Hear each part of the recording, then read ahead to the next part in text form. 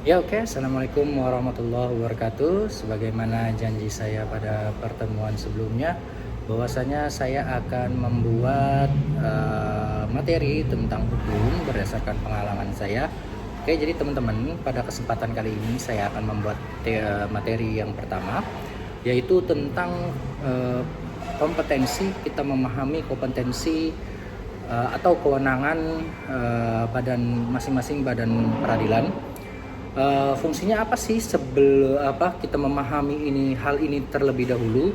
Yang pertama adalah supaya kita dalam mengajukan permohonan atau gugatan nantinya kita mengajukan di badan peradilan yang tepat, sehingga upaya hukum kita itu tidak menjadi sia-sia, teman-teman. Oke, kompetensi atau kewenangan itu dibagi menjadi dua. Yang pertama adalah kompetensi absolut, yang kedua adalah kompetensi relatif. Kompetensi absolut itu apa sih? Kompetensi absolut itu adalah badan peradilan apa yang berwenang mengadili, memeriksa atau mengadili perkara yang kita ajukan. Nah, kalau relatif itu pengadilan mana yang berwenang untuk memeriksa dan mengadili perkara kita. Nah, jadi kalau kompetensi relatif itu menyangkut wilayah yurisdiksi suatu pengadilan di badan peradilan yang sama. Sedangkan kompetensi absolut merupakan kompetensi antar badan peradilan. Nah, di Mahkamah Agung itu sendiri terdapat 4 badan peradilan yang dinaungi atau dibawahi atau yang berdiri di bawah naungan Mahkamah Agung. Yang pertama adalah peradilan umum, yaitu yang menangani perkara rakyat sipil pada umumnya, baik perkara pidana maupun perkara perdata. Nah, kalau badan peradilan umum itu seperti pengadilan negeri tingkat pertama, itu ada tingkat kabupaten atau kota. Contohnya misalnya Pengadilan Negeri Jakarta Pusat, Pengadilan Negeri Jakarta Selatan, Jakarta Utara, Timur. Jadi dia levelnya itu masih level kota administrasi atau kabupaten. Sedangkan ada lagi di atasnya itu, di atas pengadilan negeri, yaitu pengadilan tinggi. Itu kelasnya atau selevel mencakup provinsi. Misalnya Pengadilan Tinggi DKI Jakarta, Pengadilan Tinggi Jawa Barat. Nah, itu levelnya adalah tingkat kota, tingkat provinsi. Tingkat provinsi. Nah, selanjutnya ada peradilan agama. Nah, peradilan agama ini khusus untuk menyelesaikan sengketa bagi yang beragama Islam, seperti perkawinan, cerai, waris, hibah, wakaf, terus juga ekonomi syariah. Ekonomi syariah itu apa sih yang dimaksudkan dengan ekonomi syariah? Jadi simpelnya, pada praktisinya, implementasinya, ekonomi syariah itu contohnya seperti ini, teman-teman. Misalnya ada suatu perjanjian, gitu kan, baik itu di antara perseorangan ataupun badan hukum. Badan hukum itu pengertiannya misalnya seperti perusahaan, perseroan, dan segala macam. Lalu kalau perseorangan, ya misalnya saya dengan si A dengan si B, ya kan, atau saya dengan teman saya yang bersifatnya personal. Terus ketika saya melakukan perjanjian, kita itu menggunakan di dalamnya itu menggunakan akad misalnya mudharabah atau musyarakah yang bersifat asas syariah. Jadi sehingga kita ketika ada sengketa terhadap perjanjian tersebut, kita harus menyelesaikannya berdasarkan penyelesaian yang diatur berdasarkan kewenangan pengadilan agama. Oke, selanjutnya adalah tentang peradilan militer, yaitu peradilan yang berwenang untuk mengadili, memeriksa atau mengadili tindak pidana yang dilakukan oleh seseorang yang berstatus sebagai prajurit TNI atau dipersamakan sebagai prajurit menurut undang-undang. Nah, sedangkan yang terakhir ini, yang keempat ini adalah peradilan tata usaha negara yang berwenang untuk memeriksa atau mengadili sengketa antar warga negara atau misalnya baik secara individu, personal maupun badan hukum yang sifatnya perdata dengan pejabat tata usaha negara akibat dikeluarkannya keputusan tata usaha negara. Contohnya tentang adanya surat keputusan pemecatan ASN. Nah, itu bisa diselesaikan di pengadilan tata usaha negara. Lalu ada juga tentang sengketa atas surat atau keputusan atau pembatalan terhadap suatu sertifikat. Nah, jadi itu bisa diajukan di pengadilan tata usaha negara. Nah, lalu di Badan Peradilan Umum itu sendiri, selain empat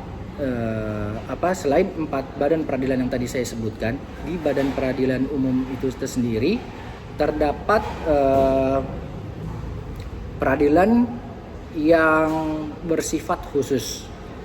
Contohnya seperti ada pengadilan tipikor yang berada di bawah pengadilan negeri, maksudnya dia termasuk di dalam struktur pengadilan negeri. Terus ada juga pengadilan hubungan industrial, pengadilan perikanan, lalu juga ada pengadilan niaga, pengadilan HAM, dan pengadilan anak.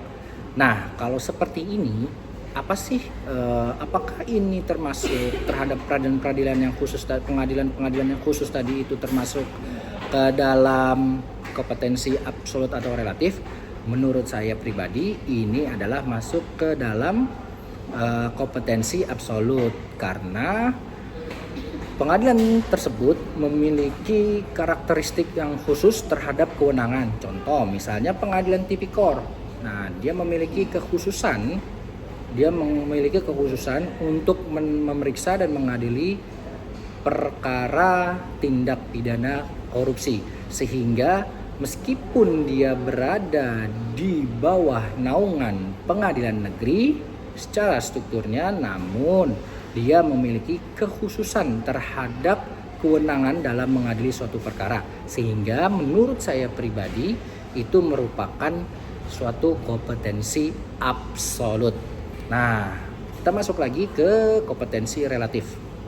Kompetensi relatif itu yang tadi saya katakan di awal video ini, bahwasanya kompetensi relatif itu merupakan kompetensi yang mengatur pengadilan mana yang berwenang untuk memeriksa dan mengadili perkara kita. Dalam artian ini menyangkut garis besarnya adalah wilayah yurisdiksi. Nah, contohnya kan ada tuh kalau di Jakarta, Pengadilan Negeri Jakarta Selatan, Pengadilan Negeri Jakarta Pusat, Pengadilan Negeri Jakarta Timur, Jakarta Utara, Jakarta Barat, sehingga masing-masing pengadilan negeri itu memiliki wilayah hukumnya sendiri. Nah, teman-teman, tapi di peradilan yang sama ya, berarti kan kalau pengadilan negeri itu berada di bawah peradilan umum. Nah, kita nggak keluar dari peradilan umum, namun di peradilan umum itu mana sih pengadilan yang berwenang untuk memeriksa perkara kita. Nah, kalau untuk kompetensi relatif pada dasarnya diatur di pasal 118 HIR. Nah, di situ diatur di ayat 1, ayat 2, ayat 3, dan ayat 4. Bisa teman-teman baca sendiri, googling ataupun di HIR, di buku HIR, dan Di buku-buku hukum lainnya itu penjelasan 118 itu jelas di situ. Nah, jadi ketika kita mengajukan sesuatu, jangan sampai kita sia-sia karena salah mengajukan. Nah, kita kupas sedikit tentang 118 HYR. Nah, kalau 118 HYR ayat 1 pada pokoknya yang ayat 1 saya berikan intisarinya. Kalau terhadap suatu gugatan, maka gugatan itu seyogyanya diajukan di tempat atau domisili si tergugat. Lalu ayat 2-nya, kalau tergugat itu jumlahnya lebih dari 1, bisa di salah satu domisili tergugat.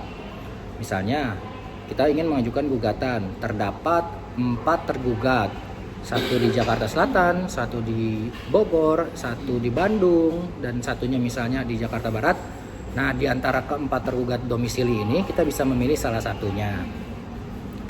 Lalu di ayat 3-nya mengatur apabila gugatan kita menyangkut menyangkut tentang barang yang diam, misal contoh tanah, barang gelap, maksudnya barang gelap itu adalah barang seperti tanah, bukan dalam artian ini barang gelap maksudnya itu adalah tanah, barang tidak bergerak.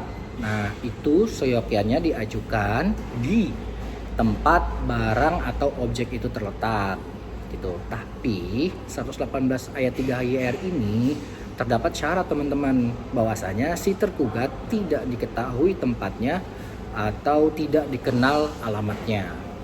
Nah, kalau ayat keempat 118 HYR ayat 4 itu mengatur apabila kita dalam perjanjian telah menentukan ke domisili atau pengadilan negeri mana yang untuk menyelesaikan perkara kita.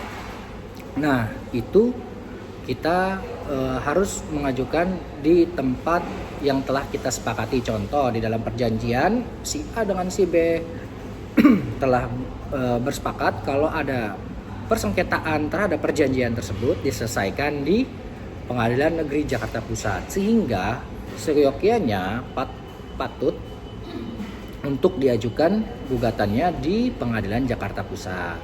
Apa pendukungnya? Selain 118 ayat 4 HYR tersebut, itu pendukungnya adalah pasal 1338 KUH Perdata yang pada intisarinya apa yang telah disepakati oleh para pihak dalam suatu perikatan atau perjanjian itu berlaku undang-undang bagi mereka, sehingga harus dilaksanakan dengan itikat baik bagi untuk kedua belah pihak. Nah, jadi teman-teman, itu kurang lebih seperti itu tentang kompetensi absolut dan relatif berdasarkan pengalaman saya. Namun terdapat juga kewenangan-kewenangan lain yang lebih luas, contohnya apabila terdapat klausul tentang arbitrase. Nah, sehingga di dalam undang-undang arbitrase itu sendiri disebutkan apabila terdapat klausul para pihak terhadap penyelesaian suatu perselisihan perjanjian dan para pihak telah menyepakati untuk menyelesaikan secara arbitrase, maka pengadilan negeri tidak memiliki hak untuk memeriksa dan mengadili perkara tersebut. Terus juga ada juga lembaga yang lainnya.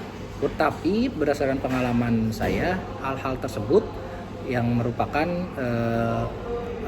kompetensi absolut maupun relatif, termasuk apabila para pihak juga sepakat untuk menyelesaikan di pengadilan atau di badan peradilan yang letaknya di luar wilayah negara Republik Indonesia, sehingga apabila para pihak itu menyepakati misalnya di pengadilan Inggris, di pengadilan luar Indonesia, misalnya pengadilan Singapura, nah itu kita pengadilan negeri atau badan peradilan umum yang berada di Indonesia tidak memiliki hak untuk menyelesaikan atau memeriksa perkara tersebut. Oke teman-teman, sekian materi pertama tentang kompetensi absolut dan relatif yang telah saya uraikan untuk teman-teman. Apabila ada pertanyaan, teman-teman bisa follow, subscribe, tulis pertanyaan di kolom komentar ataupun di direct message di channel Instagram Pengalaman Hukum, TikTok maupun YouTube. Oke, cukup sekian teman-teman. Assalamualaikum warahmatullahi wabarakatuh.